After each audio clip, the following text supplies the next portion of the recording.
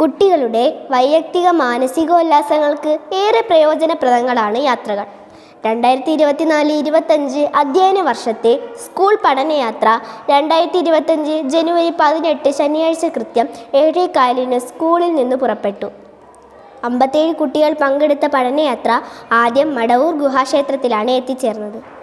പൊക്കമേറിയ വിശാലമായ പാറക്കെട്ടാണ് നമ്മൾ ആദ്യം കണ്ടത്.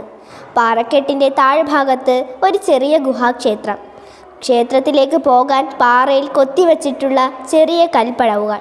10 പേരടങ്ങുന്ന സംഘമായി കൈവരി പിടിച്ച് കാലടികൾ മെല്ലെ വച്ച് ഞങ്ങൾ മുകളിൽ കയറി. അയ്യപ്പൻ കെട്ടിൻ്റെ തയ്യാറെടുപ്പുകൾ അവിടെ നടക്കുന്നുണ്ടായിരുന്നു. കുറച്ച് സമയം അവ നോക്കി നിന്ന ശേഷം കിഴുക്കാൻ തൂക്കായ പടിക്കെട്ടുകൾ ഇറങ്ങി ഞങ്ങൾ താഴെ എത്തി. ആ വരവ് ചിലരിൽ തെല്ലി ഭീതി ഉണർത്തിയെങ്കിലും ഭക്തിയിലമർന്ന സാഹസികത മനസ്സിന് പ്രത്യേക കരുത്ത് നൽകി. ഞങ്ങൾ അവിടെ വച്ച് പ്രഭാത ഭക്ഷണം കഴിച്ചു. പിന്നീട് പോയത് മടവൂർ പാറ സംരക്ഷിത സ്മാരകത്തിലേക്കാണ്. കുറച്ചു ദൂരം നടന്നതിനു ശേഷം ഞങ്ങൾ എത്തിച്ചേർന്നത് അനന്തവിഹായസിൻ്റെ മടിത്തട്ടിൽ പരന്നുകിടക്കുന്ന പാറയിലേക്കാണ്.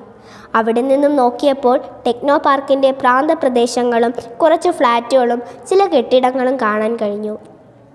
പാറയുടെ അരികിലുള്ള പടിക്കെട്ടുകളിലൂടെ താഴേക്കിറങ്ങിയ ശേഷം വീണ്ടും മുകളിലേക്ക് നടന്നു.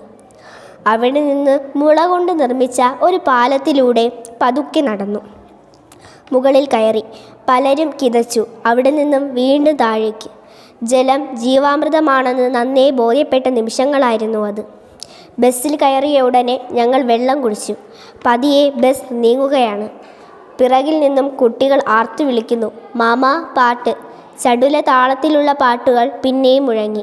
അവിടെ നിന്ന് ഗതുകുലത്തിൽ ഞങ്ങൾ എത്തിച്ചേർന്നു. കേരളത്തിലെ സാമൂഹിക നവോത്ഥാന നായകന്മാരിൽ അഗ്രഗണ്യനായിരുന്ന ശ്രീനാരായണ ഗുരുവിൻ്റെ ജന്മസ്ഥലമായ ചെമ്പഴന്തിയിലെ വയൽവാരത്ത് വീട്ടിലാണ് ഞങ്ങൾ എത്തിച്ചേർന്നത്. വീടിന് ചുറ്റും നടന്നതിനു ശേഷം ഞങ്ങൾ അവിടുത്തെ സന്നിധിയിൽ നിന്നുകൊണ്ട് ഒരു ഗ്രൂപ്പ് ഫോട്ടോ എടുത്തു. ശേഷം ബസ്സിൽ കയറിയ ഞങ്ങൾ എത്തിച്ചേർന്നത് അനന്തപത്മനാഭൻ്റെ മണ്ണിലാണ്. ആദ്യം വാക്സ് മ്യൂസിയം സന്ദർശിക്കാൻ തീരുമാനിച്ചു.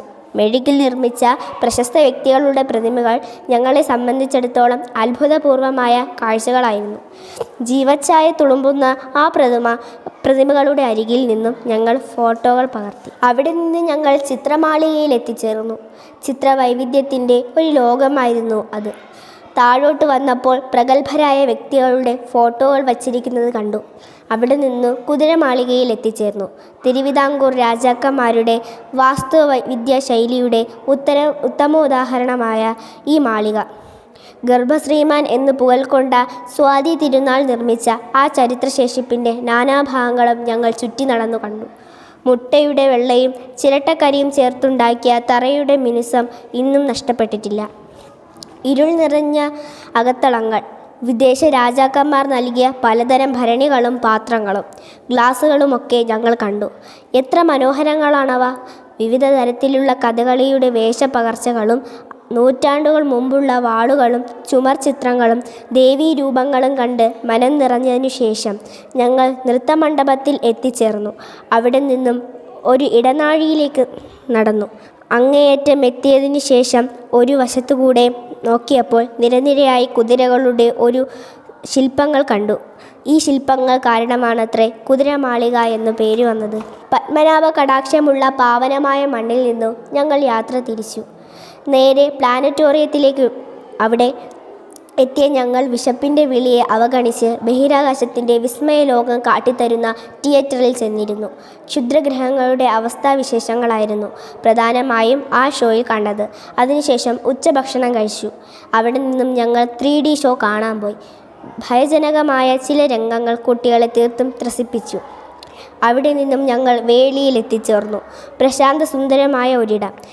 പ്രകൃതിയുടെ സുന്ദര ദൃശ്യങ്ങളെ ഓർമ്മിപ്പിക്കുന്ന അഴകാർന്ന ഉദ്യാനങ്ങൾ.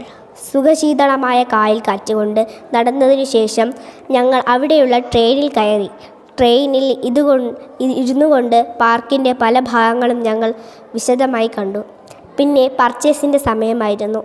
ശേഷം ഞങ്ങൾ ക്രിസ്തുരാജൻ്റെ അനുഗ്രഹം നിറഞ്ഞ വെട്ടുകാട് മാതേദേ ദേവൂസ് ദേവാലയത്തിൽ എത്തിച്ചേർന്നു. ദേവാലയം സന്ദർശിച്ച ഞങ്ങൾ അവിടെ നിന്നും കടലിൻ്റെ തീരത്തണഞ്ഞു.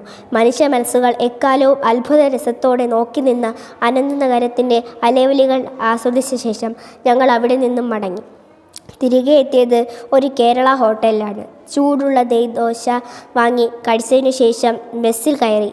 കുറച്ചു നേരം പാട്ടും ഡാൻസുമായി അങ്ങനെ പോയി. ഏകദേശം 9:30 ഞങ്ങൾ സ്കൂളിൽ എത്തിച്ചേർന്നു. ഒരു പിടി നല്ല ഓർമ്മകൾ സമ്മാനിച്ചുകൊണ്ട് ഒരു പഠനയാത്രയ്ക്ക് കൂടി വിരാമമായി.